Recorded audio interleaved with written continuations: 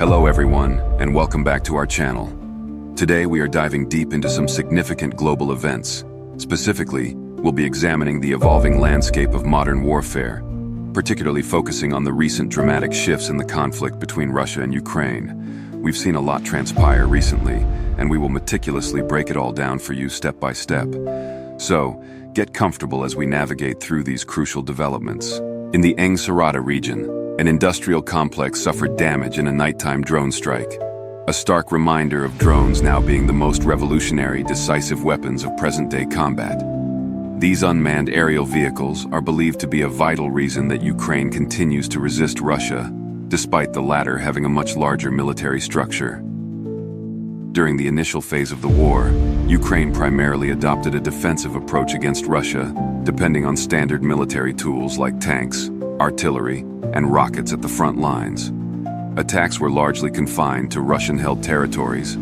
However, as the conflict progressed, the Ukrainian government came to realize that disrupting Russian logistical lines, along with incapacitating Moscow's ammunition production, fuel supply, and aircraft maintenance facilities, could be pivotal in altering the course of the war.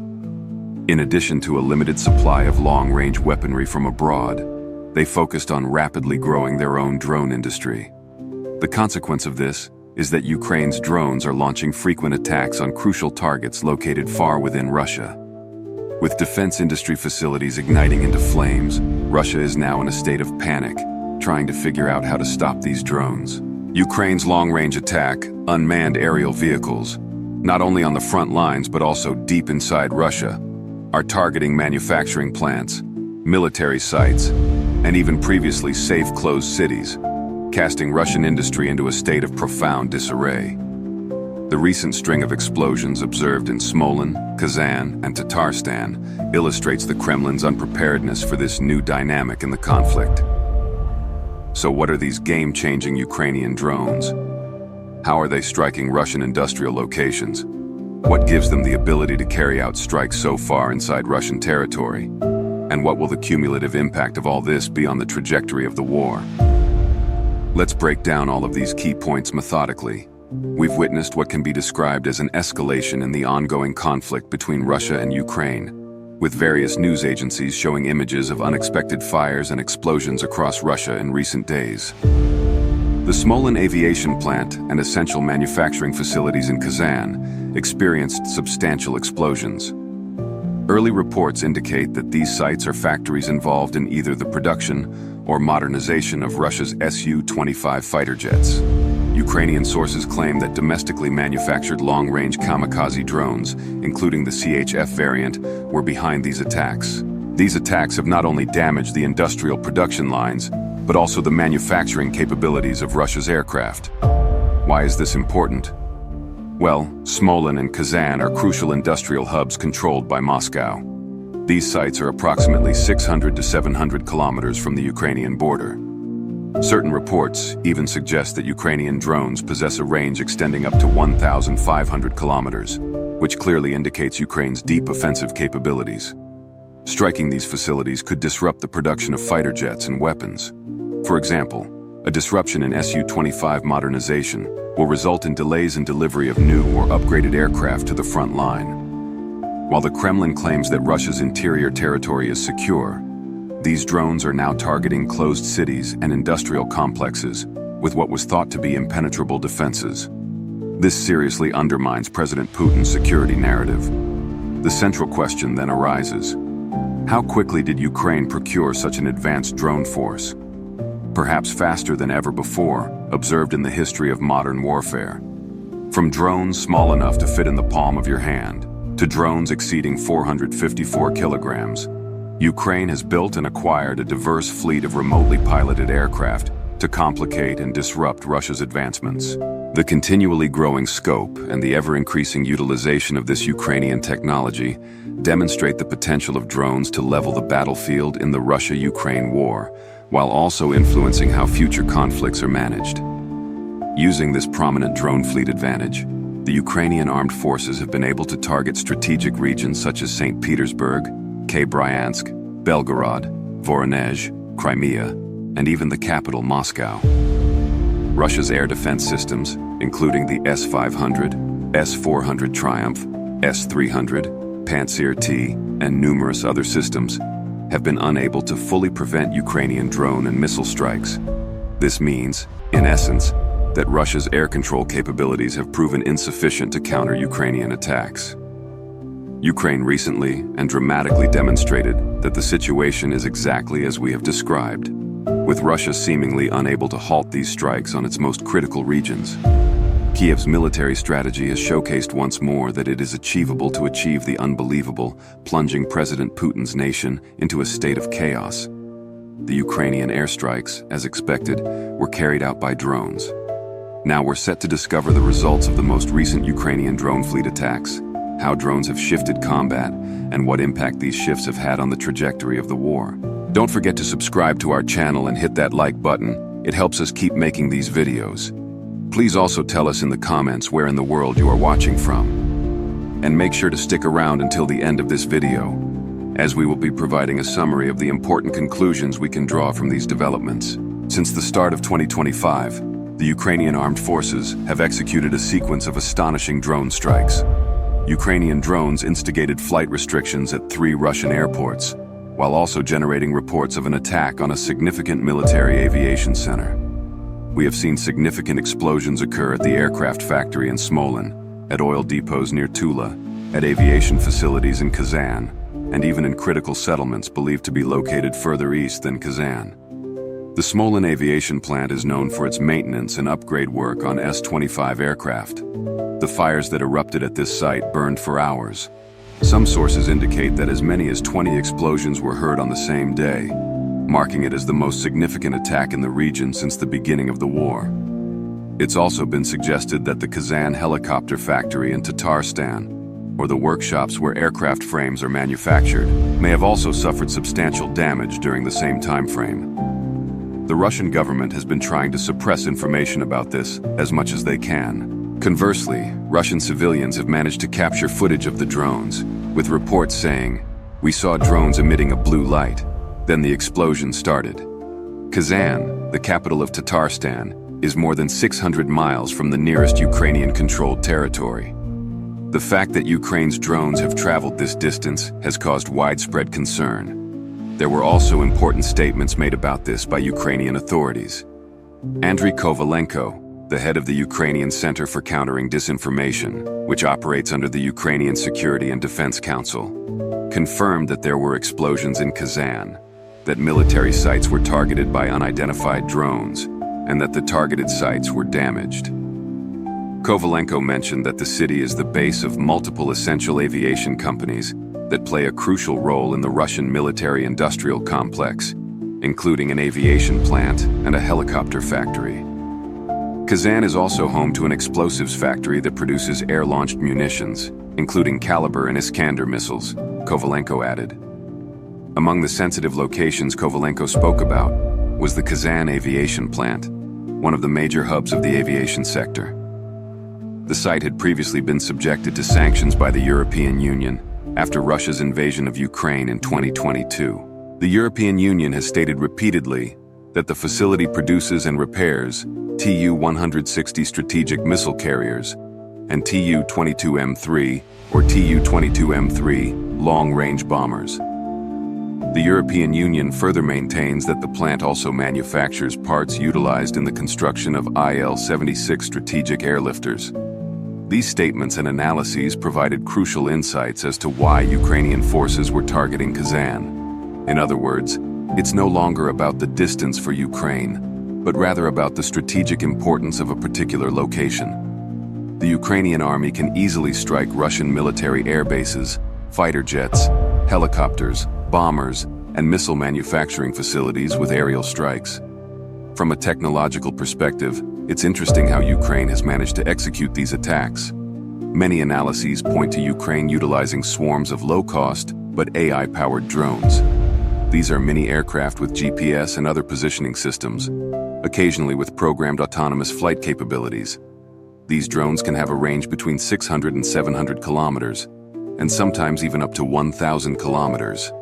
Their guidance algorithms are designed to bypass Russian electronic warfare systems. Some sources suggest that Ukraine is using new models, such as the Chakan 5. Now let's examine the unmanned aerial vehicles that facilitate these targeted strikes. Let's begin with the D-80 Discovery and E-300 Enterprise. These unmanned aerial vehicles can carry advanced equipment and weapons and be utilized as a platform to defeat the enemy. The stated operational range of the E-300 model is 3,100 kilometers, an exceptional range. With the E-300, Ukrainian drones can reach all Russian military air bases, strategic sites, and oil and gas storage areas. Dmytro Shim, the principal investor in the Aerodyne drone project, has indicated that the E-300 could be employed in such attacks. It's important to note that Aerodyne Drone was once a small manufacturer of agricultural aircraft that were not popular in Ukraine or abroad. Time forced the company to shift to military production. Today, the company produces the D-80 Discovery and E-300 Enterprise drones. The main qualities of these drones are their large payload capacity, which allows them to carry cargo and mount complex equipment and weapons. The payload capacity of the Discovery is 80 kilograms, and for the Enterprise, 300 kilograms. They are categorized as second-class unmanned aerial vehicles. They are developed for reconnaissance, delivering cargo to the front lines, and can also be utilized as a platform for carrying advanced gear, weaponry, and combating the enemy. The cost of a single drone can reach up to $450,000 United States dollars, far exceeding the cost of 2 D-80 sets, complete with expensive cameras and communication systems. These drones also possess 3 key features. First, one of these aircraft can stay airborne for up to 23 hours. Second, they can carry an array of heavy radio equipment for reconnaissance. It has been recently showcased how these drones can carry equipment that is not even available in the Ukrainian armed forces. The third distinctive feature is that the E-300 possesses greater stability than other types. Due to this, a 40-fold zoom is achievable on one of its mid-range cameras. The Ukrainian army, for instance, often needs to make urgent deliveries of hard-to-find spare parts, which take a lot of time to deliver by land. Experts have said that the E-300 Enterprise is a versatile platform, allowing the installation of various equipment, including things that nobody had previously thought of installing on an unmanned aerial vehicle. Responding to a query concerning the number of drones manufactured, the chief investor in the Aerodyne drone project, Dmytro Shim, spoke about monthly production and underscored that these drones are full-fledged aircraft and are tested according to aviation standards. Dmytro Shim declined to provide specific figures. However, it is estimated that the Ukrainian army possesses a sufficient number of advanced drones to attack Russia several times. It is also crucial to remember that the Ukrainian military has a collection of alternative drones besides the E-300. One example is the Leleka, a Ukrainian-made drone that has been in service since 2021. The Leleka's speed can reach 120 kilometers, and its flight time is up to 2.5 hours. In March, aerial surveillance conducted by the 92nd Separate Mechanized Brigade discovered a group of Russian 220mm rocket launchers, positioned and ready to fire near the village of Novonorivka in Luhansk Oblast. Leleka directed the artillery of the 40th Separate Artillery Brigade onto the enemy, and in this event, Leleka captured footage of the destruction of Russian military equipment by a Ram Kamikaze unmanned aerial vehicle. Another unmanned aerial vehicle that the Ukrainian army has is the Shark. This is a Ukrainian-made reconnaissance drone. It's utilized for surveillance and fire control. The first flight of the Shark was in 2022, and its maximum speed is 150 kilometers. This unmanned aerial vehicle can fly up to 4 hours. The first video of the Ukrainian unmanned aerial vehicle called Shark was released in January 2023 and showed the unmanned aerial vehicle operating in the Donetsk region. Another type is the DJI Mavic 3. This typical civilian quadcopter is the most popular model due to its versatility. Its flight time is 46 minutes, and its maximum altitude is 6 kilometers. This drone is outfitted with high-quality optics that assist the Ukrainian armed forces in observing Russian soldiers from above. For example, in March, the army of the 28th Separate Mechanized Brigade used the Mavic to track an invading fortress, and in February, the 93rd Brigade used the drone to record fire on Russian forces in the Bakhmut direction. In addition to reconnaissance work, The Mavic 3 is versatile as it can be outfitted with a thermal imager or an explosive disposal system. Between January and June 2024, the Mavic 3 was mentioned 6 times as a reconnaissance drone. There is also the Mavic 3T, a reconnaissance helicopter with a thermal imager. Continuing with the theme of the Mavic's versatility, this drone is outfitted with a thermal imager and can also perform surveillance at night. Unmanned aerial vehicles designed for shooting are the next category we'll discuss. Chief among these are kamikaze drones. These are unmanned aerial vehicles with an integrated weapon system. They can fly in the air for extended periods of time, hovering over a target, and then swiftly attacking it on the operator's command. These drones can also perform specific combat missions that are pre-programmed into their system. One such drone is the Switchblade 300. The Switchblade 300 is an American kamikaze drone with a top speed of 160 kilometers per hour. This drone can fly for 50 minutes at a distance of 600 meters. The Ukrainian Armed Forces first used it in May 2022 during the Russia-Ukraine war. For instance, in early June of this year, the Security Service of Ukraine released a video of military counterintelligence officers destroying a Russian Buk M1 anti-aircraft missile system and 3 T-72 tanks. This video had initially appeared in January of last year. The video displayed how 3 kamikaze drones eliminated Russian forces in the trenches. Also, in February, operators of the 93rd Brigade utilized the drone to record fire on Russian forces in Bakhmut. In that same month, operators of the 92nd Brigade used these drones to eliminate a Russian ammunition depot. The Switchblade 300 drone was mentioned repeatedly in these operations. The United States has announced that it's providing Ukraine with the latest Switchblade 300 Block 20 kamikaze drones. An analysis of this information has indicated that the Switchblade was mentioned more frequently in media from January to March 2024. But there has been a sharp decrease in media mentions of the drone recently. This reduction in mentions could be because these drones are no longer in supply, that they've been ineffective during combat missions, or that videos of these unmanned aerial vehicles are not being released to the public for security reasons. Along with the Switchblade 300, we should also note the Pegasus. This drone is Ukrainian-made, can fly to about 400 meters at an airspeed of 50 to 75 kilometers, and drop weapons weighing up to 20 kilograms. They are actually standard quadcopters made of easily sourced components, which specialists equip with explosives, thus turning them into kamikaze drones. These first-person view drones were created in collaboration with the drone army. For example, in January 2024, Pegasus operators used this drone to destroy a Russian tank and armored personnel carrier. And in April, operators of the Ochevod Plat unit of the 59th Separate Motorized Infantry Brigade destroyed a Russian bunker. The amount of references to the effective use of this drone is rising every month. Thus, in January, the Pegasus was mentioned only 2 times, and by April, this number jumped to 37. And in June, the drone was mentioned 33 times. This destructive drone has become incredibly popular. The volunteer headquarters team UKRA organized a fundraiser specifically for Pegasus drones. Approximately 77,000 United States dollars were raised for 100 Pegasus drones in May. S. Prula mentioned that 480,000 United States dollars had been raised. It is not known how many drones were purchased following these donations. The Ukrainian wing knows how to keep this data secret. On the other hand, we should also know about the incredible unmanned aerial vehicle type called first-person view GOA. These drones are named after the followers of Ukrainian blogger Seri Steno, who raised money for them. It is interesting to note that GOA is an alternative name for the Pegasus drone. According to available data, the most frequent media mentions of this kamikaze drone were in January and April of 2024. In May and June, there was no mention of the drone in the media.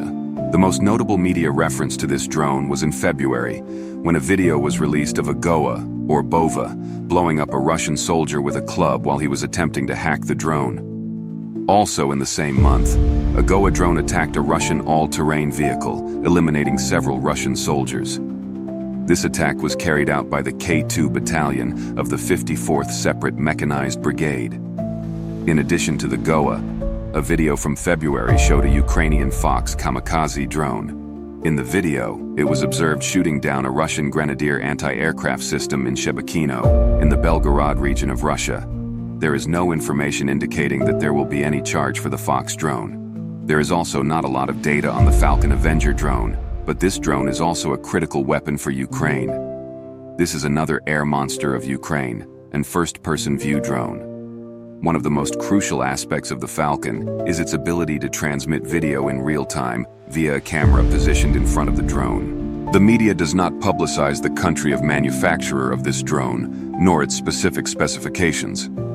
However, in June of 2024, a video emerged showcasing the destruction of a Russian picket line by this drone. There was also information that in March, the fighters of the STNA unit destroyed a Russian Murom DZM visual surveillance complex, which was located in the territory of the Kakhovka hydroelectric power station. Murom was monitoring the movement of the Ukrainian army around the clock, but Falcon allegedly destroyed this system. It's important to note that in January of our analysis period, the Falcon Avenger unmanned aerial vehicle appeared in the public media only one time, while in June, it appeared 4 times. There is no known information about a fundraising campaign for the Falcon drone. Besides this drone, Ukraine also has another aerial weapon called Ram-2. This drone has a combat radius of up to 30 kilometers and a flight range of up to 60 kilometers. A flight of this type of drone can last for up to 1 hour. Between January and June 2024, there was only one publicly announced mention about this drone. There has also been no information concerning fundraising activities for the Ram-2 drone. In short, the Ukrainian armed forces have created a massive drone army.